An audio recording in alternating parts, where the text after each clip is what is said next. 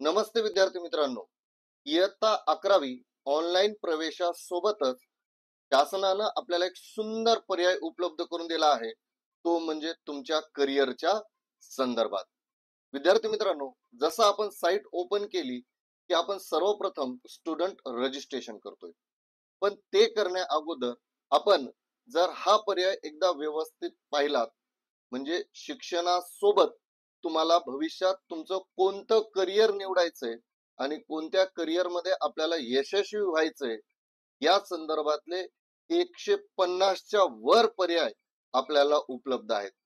चला तर मग आता पुढे जाऊया. जवळपास 150च्या वर आपल्याला करिअर करता येतील.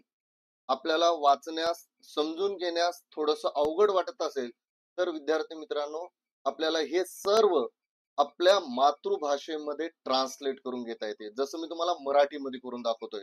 आपल्याला कलाकार व्हायचंय, आपल्याला ब्लॉगर व्हायचंय, का आपल्याला कॅलिओग्राफर व्हायचंय, कोणतंही क्षेत्र, ज्या क्षेत्रात आपल्याला भविष्यात करिअर करायचंय, ज्याच्यात आपल्याला आवड आहे, कोणाला नर्तक व्हायचंय, कोणाला संपादक व्हायचंय, कोणाला फॅशन डिझायनर व्हायचंय, यासह अनेक क्षेत्र, ज्या क्षेत्रामध्ये आपण आपलं करिअर करू शकतो, हे व्यवस्थित रित्या शासनाने आपल्याला दिलं आहे.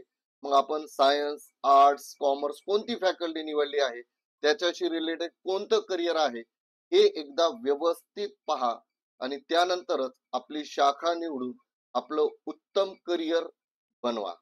चला तर आपल्या पुढच्या संपूर्ण यशस्वी करिअरसाठी शुभेच्छा. अशा नवनवीन व्हिडिओसाठी चॅनलला लाईक, शेअर आणि सबस्क्राईब करायला विसरू नका.